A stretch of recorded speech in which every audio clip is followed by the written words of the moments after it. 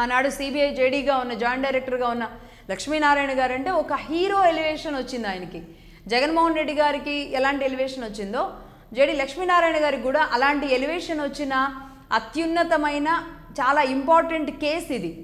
ఎందుకు ఈ కేసు ఇంత ప్రతిష్టాత్మకంగా మారింది అంటే, ఎవ్వరు ఏమనుకున్నా నేను ఖచ్చితంగా కుండబద్దలు కూడా చెప్తున్నాను ఇక్కడ.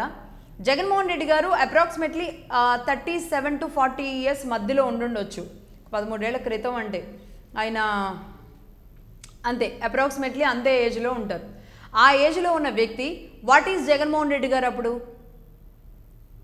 రాజశేఖర రెడ్డి గారు చనిపోయిన తర్వాత ఆయన వారసుడిగా జగన్మోహన్ రెడ్డి గారి పేరు అప్పుడు పార్టీ నాయకులు వాళ్ళంతా వినిపించే ప్రయత్నాలు చేశారు. నిజానికి ఆ సమయంలో నేను కూడా అక్కడ రిపోర్టింగ్లో ఉన్నాను. సంతకాల సేకరణ అని ఆ హడావుడి జరుగుతూ ఉండడం, పెద్ద నాయకులు చిన్న నాయకులు అందరూ వస్తూ ఉండడం, విజయమ్మ గారు ఆవిడ శోకసంద్రంలో, షర్మిల గారు, భారతి గారు, మహిళలంతా మనవరాళ్ళు అందరూ ఒక పక్కన ఉండడం, జగన్మోహన్ రెడ్డి గారు మిగతా వాళ్ళంతా ఒక సైడ్కి వెళ్ళి మాట్లాడుతూ ఉండడం నేను స్వయంగా ప్రత్యక్షంగా చూసిన సిచ్యువేషన్ అది అప్పుడు.